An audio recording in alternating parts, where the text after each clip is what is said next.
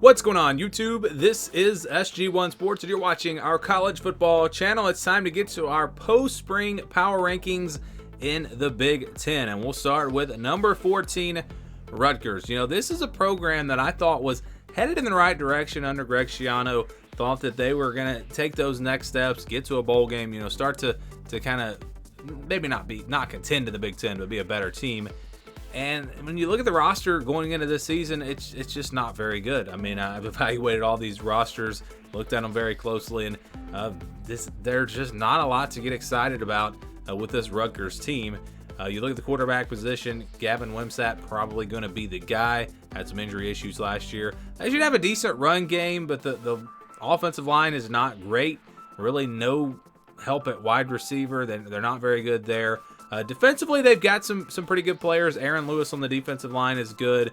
Secondary looks to be pretty good. But overall, I just found this to be the worst roster in the Big Ten. I don't think they're going to be awful, but as far as compared to the other Big Ten teams, to me, this is the worst one. I think Northwestern climbs out of that bottom spot, gets up to number 13. Of course, you never know with Northwestern. They seem to come out of nowhere and have great seasons. But Brendan Sullivan showed some flashes at quarterback last year.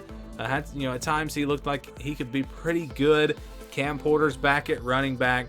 They also don't really have a whole lot going on at wide receiver. Just not much production, not much talent there, really. You look at the offensive line. I think it's a little better than Rutgers, but not much. I think they're going to probably struggle there as well. And I think you could really, probably with Rutgers and Northwestern, you could move them. You could switch them around either way. You look at the defense. They've got a few good players. Bryce Gallagher, a linebacker, has a chance to be really good. He's probably the best player on this team. Coco Azima, you got him in the secondary. So they've got some talent there. They also have a pretty good secondary. Interesting if you look at Rutgers and Northwestern, their rosters are really similar, but I do think that the quarterback edge goes to Northwestern, and ultimately that's why they are at number 13 and Rutgers is at number 14. Let's move on to number 12, Indiana. Indiana's a team that's going to be interesting this year. They've got some promising things when you look at their roster. I think the quarterback position will be very interesting. Who winds up winning that job? Will it be Dexter Williams? You got Taven Jackson, the transfer in there. They've got some good running backs, though. Jalen Lucas, Josh Henderson, Christian Turner, another transfer. They should be able to run the football pretty well. Cam Camper, back from his injury at wide receiver, he should be pretty good. EJ Williams in there, transfer. So I think they've got some talent there at wide receiver. They're not elite, but they're pretty solid. You look at the offensive line, not great. They should be okay there on the offensive line, kind of similar to Northwestern and Rutgers. And then you look at the defensive side of the ball. Andre Carter, the defensive end, really good player. They've also got Aaron Casey at linebacker, really good player. A secondary that's probably not quite as good as Northwestern or Rutgers when you're comparing those teams. But I think the offensive firepower is there for Indiana. I think they'll be much better offensively than those two teams, and that's why I have the Hoosiers at number 12. Moving on to number 11, Purdue. Now, this is an interesting team here. Of course, new head coach, a lot of roster turnover. What are they going to look like? Definitely some questions there. At quarterback, you've got Hudson Card. He has some experience. He looked decent at Texas at times. They do bring back Devin Maccabee at running back, who turned into a workhorse for them last season. Wide receiver position, TJ Sheffield. I mean, they don't look great at wide receiver. Brock Thompson. You've got the offensive line. When you look at them there, they're okay. They got a few good players in there. Gus Hartwig, pretty talented center for them. So I think the offensive line will be decent. Then you look at them on defense. Not great. They look to be kind of an average defense. They actually had several guys transfer after the spring on that defensive side of the ball, which was interesting. So I think Purdue probably takes a pretty good drop this year. Again, new coaching staff. I think it's going to take some time for them to possibly get this thing built back up. I've got them at number 11. Just ahead of Purdue, number 10 is Nebraska. Cornhuskers, another team that is very interesting. Casey Thompson transferred out of there. Jeff Sims looked really good in the spring. And I've actually heard from some sources that said that the Jeff Sims has a chance to be really, really good. He could be a special player. Just was kind of stuck in a bad situation there at Georgia Tech. So if he could be a breakout star, I guess you never know. You never know about this Nebraska team. Jay Allen also transferred, who was probably going to be their number 2 running back. But Anthony Grant is back at running back. You got Ramir Johnson as well, Gabe Urban. You've got Marcus Washington at wide receiver, Xavier Betts, who kind of left the team, came back. That was kind of a weird situation. Eric Gilbert at tight end, the transfer. We know about his potential. We'll see if he can live up to that. Offensive line for them looks to be okay. Nothing special. I don't think they're going to be great on the offensive line. That's something that's going to take a little time, I think, for Matt Rule to build up. And then on the defensive side of the ball, they got some good players. You look at Luke Rimmer and Nick Heinrich at linebacker. Those are 2 really good linebackers. That is a really good 1-2 punch. They've got some talent in the secondary. Again, an average defense. These teams at the bottom are all pretty similar when you look at them. But Jeff Sims, if he can turn into a superstar when you've got Anthony Grant back there at running back, this team could be pretty good offensively. And I think it is going to take some time for Nebraska to really become contenders in the Big Ten. But I think they'll be pretty decent this year and potentially get at least to a bowl game. Number 9 is Michigan State. So this is one that I actually had much higher on this list. I thought they were a sleeper team. I thought they had a chance to really surprise some people this year. And then they lose their starting quarterback to the transfer portal. They lose Keon Coleman, top wide receiver, to the transfer portal. And now all of a sudden, I'm not as high on this team. I don't know who's going to win the quarterback job now. They do have Jalen Berger at running back, pretty good player there. Again, Keon Coleman, big loss at wide receiver. They're really going to miss him. The offensive line looks pretty solid. I think they're going to be able to run the ball pretty good this year. Defensively, they should be pretty good, actually. You look at this defense, they've got some really good players and really no weaknesses. Cal Halliday at linebacker, really good player. The secondary, maybe not super deep, but overall, I think this is going to be a pretty solid defense. And it's the defense that's what gets them ranked up a little bit higher here. If they still had those guys on offense, again, I had Michigan State ranked even higher, but the defense is going to be why they have a chance to be a decent team this year. Number 8 is Minnesota. Golden Gophers are a team that, this is a team that always, you don't think they're going to be very good, then they wind up being better than you think. A quarterback position, obviously, they had the guy that played last year, and I can't even remember how to say his name, Kalakamanis. I don't know how you say his name, but he was not impressive last year, really struggled at times. So I'm worried about the passing game. They've got some weapons to throw to, but can the quarterback get the ball to them? That's going to be a big question. You look at the running back position, Sean Tyler, a transfer, really good players. You got Bryce Williams there as well. So I think they'll be able to run the football like they always do. And they also have Brevin Spanford at tight end, really good player. So if they can get some consistency out of that quarterback position, Minnesota actually has a chance to be pretty good offensively. I don't think the offensive line is going to be great. This is not going to be, in my opinion, as good of an offensive line as they've had the last few years. But they'll be okay there. Defensive side of the ball, pretty good defensive line. You look at the linebackers, not great. That's going to be, I think, an area of concern for them on defense. Secondary looks pretty solid. They've got some good players in the secondary, including Tyler Nubbin. So I do think that the secondary will be pretty good for them. Defensive line will be pretty good. Linebackers, that's the question mark. And then the quarterback position, can they get production there? If they do, I think that Minnesota has a chance to win the Big Ten West. But those are obviously big question marks. Number 7, Illinois. Team that could be a bit of a surprise team this year as well. Again, I've said this many times. I felt like they were underrated last year. You look at what they've got coming back. First of all, Luke Altmaier, the transfer at quarterback. I actually saw him at times at Ole Miss and think that he has potential to be pretty good. And they've got some guys back at running back, Reggie Love, Josh McCray.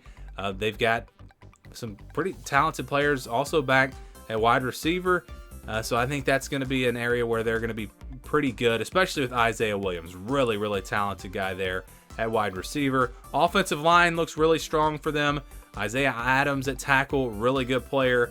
And so I think this is going to be a good offensive line. They're going to be able to run the football. They've got some weapons to throw to.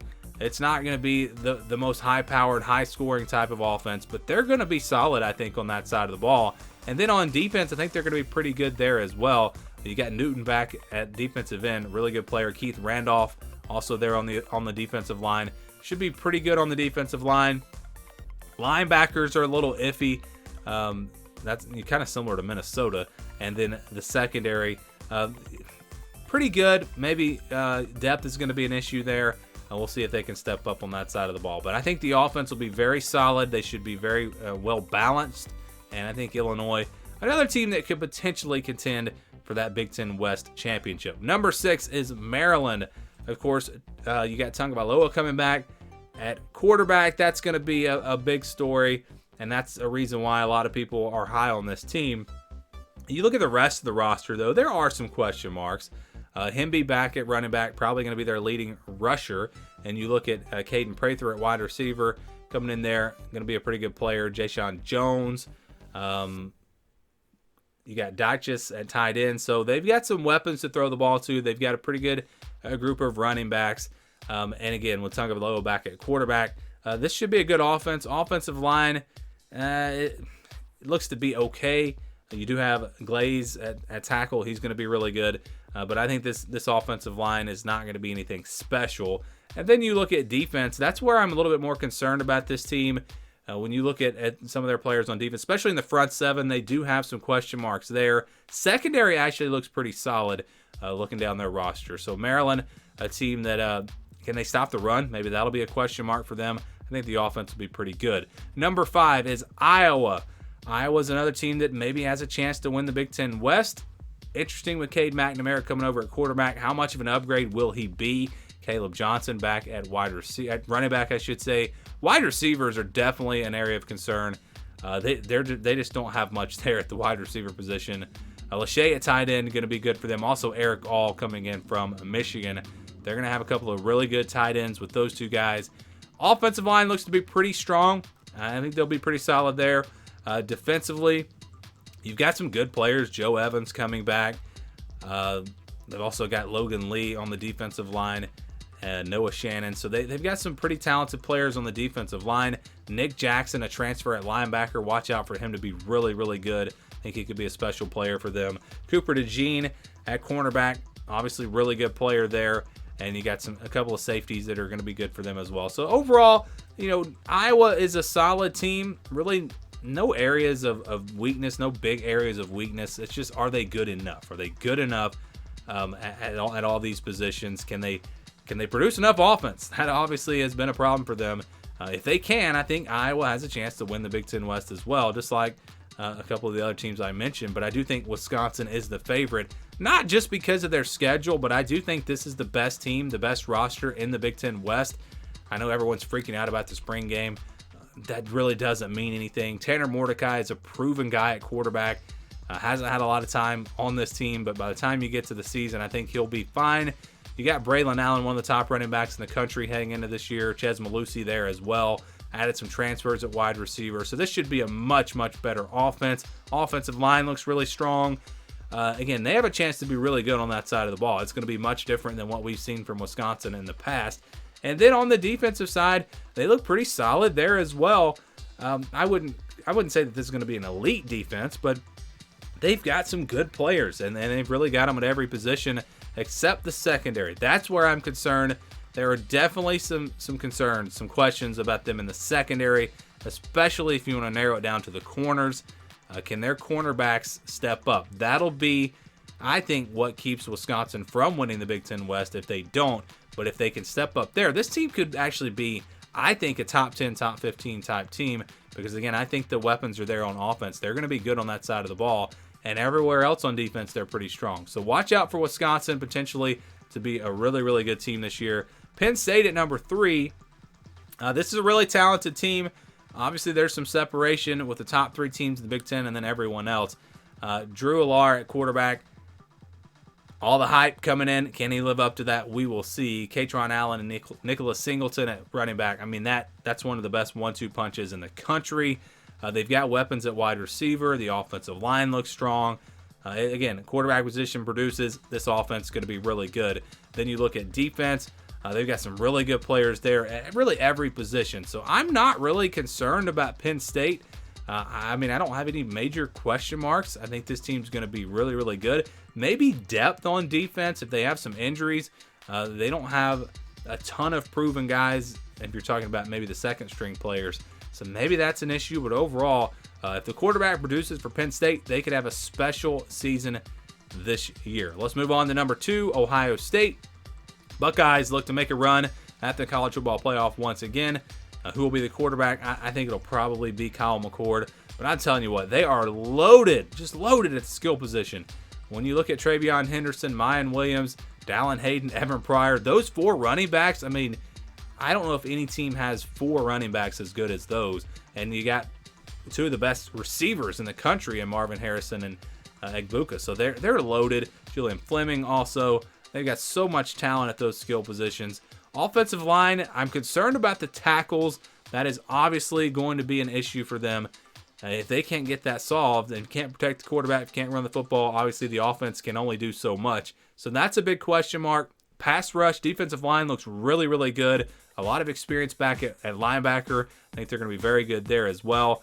You look at the secondary, I think they're going to be decent. Are they going to be good enough to make a run at a national championship? That'll be a question mark. Lathan Ransom back at safety, really good player. But other than him, you've got some solid players. And again, their secondary is better than most teams in college football. But when we're comparing them to the elite teams or the elite secondaries, are they there? Again, I have some question marks. But in year 2 under Jim Knowles, I do expect the defense to improve. And I don't really think that's going to be an issue. So I think those tackle positions on the offensive line probably the biggest problem for Ohio State. And we go to number 1 now. It's Michigan. No surprise here. I think everyone would agree with this.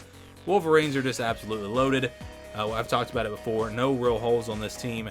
J.J. McCarthy, if he continues to grow this offseason, you've got Blake Corum, Donovan Edwards at running back. They did lose A.J. Henning at wide receiver, and that's something that, kind of like with Ohio State's secondary, yeah, they're not going to be bad, but are they good enough? Are the Michigan receivers good enough?